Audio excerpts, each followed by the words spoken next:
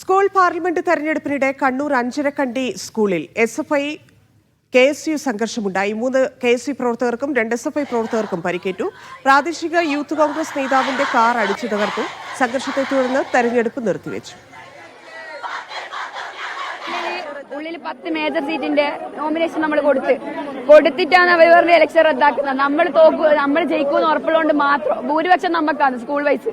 അത് ഉറപ്പുള്ള ഇത് എല്ലാ കൊല്ലം പരിപാടിയാണ് ഇങ്ങനെ നിർത്തിവെക്കലും അടിക്കലും ഇതാക്കലും. സ്കൂളിനെ സംബന്ധിച്ചിടത്തോളം 82 ക്ലാസ് ഉണ്ട്. അതിൽ 45 ക്ലാസും SFI വിജയിക്കുന്ന നിലപാടാണ് ഉണ്ടായത്. 45 ക്ലാസുകളെ കണക്ക് നമ്മൾ എടുക്കുന്ന നിലയുണ്ടായിട്ടുണ്ട്. അതിനുശേഷം ഈ സ്കൂളിലെ കോൺഗ്രസിന്റെ അധ്യാപകർ SFIയുടെ യൂണിറ്റ് സെക്രട്ടറി ഉൾപ്പെടെ പൂട്ടിയിടുന്ന നിലപാടാണ് സ്വീകരിച്ചത്. ഒരു സ്കൂൾ പാർലമെന്റ് തെരഞ്ഞെടുപ്പ് കഴിഞ്ഞതിന് ശേഷം ഹയർ സെക്കൻഡറിയിൽ പോയിട്ട് ജയിച്ച മുഴുവൻ വിദ്യാർത്ഥികളെയും പൂട്ടിയിടുന്ന നിലപാടാണ് സ്വീകരിച്ചത്. SFIയുടെ വിജയത്തെ അട്ടിമറിക്കണം. 45ഓളം ക്ലാസ്സിലധികം SFI വിജയിച്ചിട്ടുണ്ട്. എങ്ങനെയെങ്കിലും SFI അട്ടിമറിക്കണം. കഴിഞ്ഞ പ്രാവശ്യവും ജ്യോതി ടീച്ചർ എന്നുള്ള കോൺഗ്രസിന്റെ അധ്യാപക സംഘടനയുടെ നേതാവുടെ നേതൃത്വത്തിൽ അഞ്ചരക്കണ്ടിയുടെ തെരഞ്ഞെടുപ്പ് അട്ടിമറിച്ചു. ആ രീതിയിൽ തന്നെയാണ് ഇപ്രാവശ്യത്തെ തെരഞ്ഞെടുപ്പ് അട്ടിമറിക്കേണ്ട നിലപാട്. പേരുകളുമായി ഷഫീഖ് നസ്രുല്ല ചേരുന്നു. ഷഫീഖ്, എന്താണ് സംഭവിച്ചത്? ഈ പരിക്കേറ്റവരുടെ അവസ്ഥ എന്താണ്?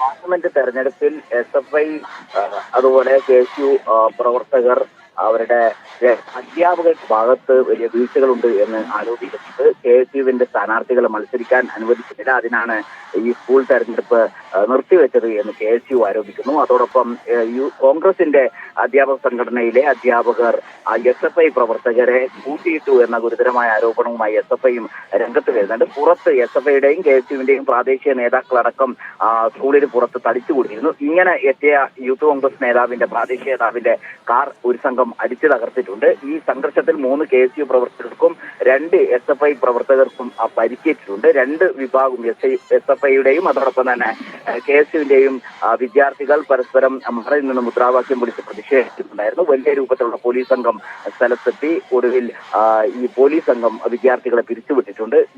അധ്യാപകരുടെ ഭാഗത്ത് ഈ തെരഞ്ഞെടുപ്പ് നിർത്തിവെക്കുന്ന ഒരു സാഹചര്യം KSUവിന്റെ വിദ്യാർത്ഥി പ്രതിനിധികൾ ജയിക്കുന്നത് ഒഴിവാക്കുന്നതിന് വേണ്ടിയാണ് തെരഞ്ഞെടുപ്പ് റദ്ദാക്കിയത് എന്നൊരു ആരോപണമാണ് KSU ഉയർത്തുന്നത്. അതോടൊപ്പം തന്നെ SFIയുടെ സ്ഥാനാർത്ഥികൾ, വിജയിച്ച സ്ഥാനാർത്ഥികൾ ഉൾപ്പെടെ അധ്യാപകർ, കോൺഗ്രസ് യൂത്തിന്റെ അധ്യാപകരുടെ നേതൃത്വത്തിൽ ക്ലാസ് മുറിയിൽ പൂട്ടിയിട്ടു എന്ന ഒരു ആരോപണമാണ് SFI ഉന്നയിക്കുന്നത്.